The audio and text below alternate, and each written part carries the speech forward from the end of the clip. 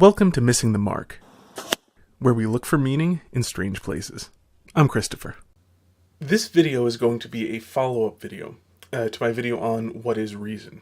And just to give a super brief recap, I'm going to include a link to the full video. I defined reason as the mind conforming itself to the form of that which it perceives in the moment. And faith is, therefore, reason across time.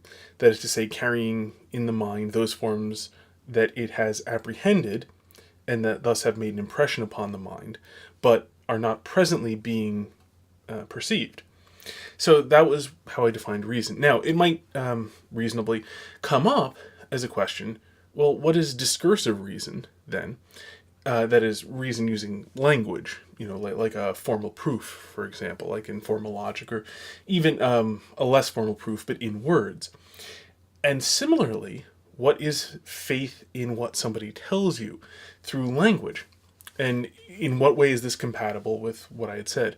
So, and by the way, these videos, obviously this is the extemporaneous stuff. I'm going to write this down, present this in a more rigorous fashion at some point, but right now I'm just sort of getting this out. So I hope you'll bear with me in this sort of off-the-cuff approach to it.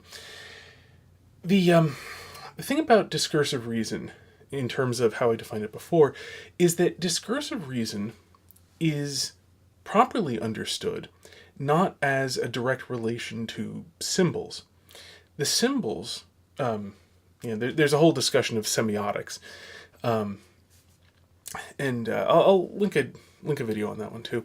But so semiotics is the study of symbols. Now, a symbol is not purely itself. A symbol points to something, and so language is using a collection of symbols, that is, things with reference, things that point to, in order to convey the knowledge of something. Now, I'll get to something like a lie later, but so what you have in language are two minds that are meeting through the intermediation of symbols. The way this works in terms of how I described reason before is that you have there's you and there's the person you're talking to. The person who is telling you something that you're talking to, their mind has conformed itself to something that it has perceived. They are then using these symbols of words in order to use things that your mind has perceived in the past, that it has conformed itself to, because these symbols only work if you know to what they refer. So they then arrange these things, these symbols, so that you have a collection of reference that are put into some sort of relationship, and that's what the grammar gives you. The words themselves form the symbols, and the grammar forms the relationship of the things pointed to by these symbols. So this arranges, and I think a physical metaphor is very helpful in this case, though obviously we're not talking about purely physical stuff. But so you arrange a collection of essentially shapes to form, portions of this and a fraction of that and the portion of this that's like over here and so on. It gives you a sense of what's being described so that there is a shape to which you can then, there is a form presented to you, a shape in a sense, metaphorically, presented to you that you can then conform your mind to. And so you are able to conform your mind to this other thing that you haven't directly perceived through the intermediation of these symbols as presented by another mind that has conformed itself. Now, so that's the question of what is discursive reason. That is, essentially, it is a mind that has perceived something through reason, is then laying out to you some portions of the world that you already know and describing a relationship between these things that gives you some insight into those things, that teaches you something about these things. Now, that may sound more limited, but if you think about it for a moment, since language only works if you know the reference to it, reference, that is to say, the things to which these symbols refer, you can only learn something through a proof that is some relationship of things that you knew already. Anyhow, just for trivial example of how the reverse is impossible, try reading a proof in some language you don't know. Doesn't work. A language you don't speak, I mean. So that's basically discursive reason in the previous terms. in terms of reason how I described it before. Now, what is faith in terms of the previous description in discursive reasoning? Well, herein comes that fact that these are not just free-floating symbols, but rather these are symbols presented by another mind, a mind that has, in fact, met in a direct fashion, or again through intermediation, but eventually in a direct fashion. Some mind has met this and then passed it on through this. Well, the thing is, you know something about this mind that is giving you these symbols, that's teaching you this thing through the symbols. Now, you may know a lot or you may know a little, and this relates to how much you're going to trust it, but you are in any event going to know things both about the mind that is communicating these things, whatever you know beforehand, plus you learn something about it simply in the communication itself. Now, faith in discursive reasoning is therefore taking the form of what you're presented together with the form of the mind that you are meeting with these symbols, and what you know about that mind. Because there are people who are not going to lie to you, and there are people who might lie to you. Now, people you've never met, you don't really know which category these come into. People you have met, you will know about them. You'll know the sorts of things that perhaps they might lie about, if there's anything they're going to lie about. And you'll also know the sorts of things about which they will not lie about. There are people who consider something very important and will certainly never lie about that thing, even if they might tell lies in some other areas. The classic example being, the little white lie, which is the classic example being like, hey, honey, do I look good in this dress? Yes, it looks great on you, even if it doesn't. Well, that is, a person may well lie about that, but would never lie, for example, say in a court of law saying, yes, I definitely saw this person murdering this other person. Now, here again, we come to the nature of minds, and one thing that hopefully most people know about people is that we are much better at identifying people that we know than people we've never seen before. So I saw this person who I've never met before murdering this other person is a far less reliable thing than is, yes, I saw my brother murdering him. My, brother from whom I've never been estranged, etc.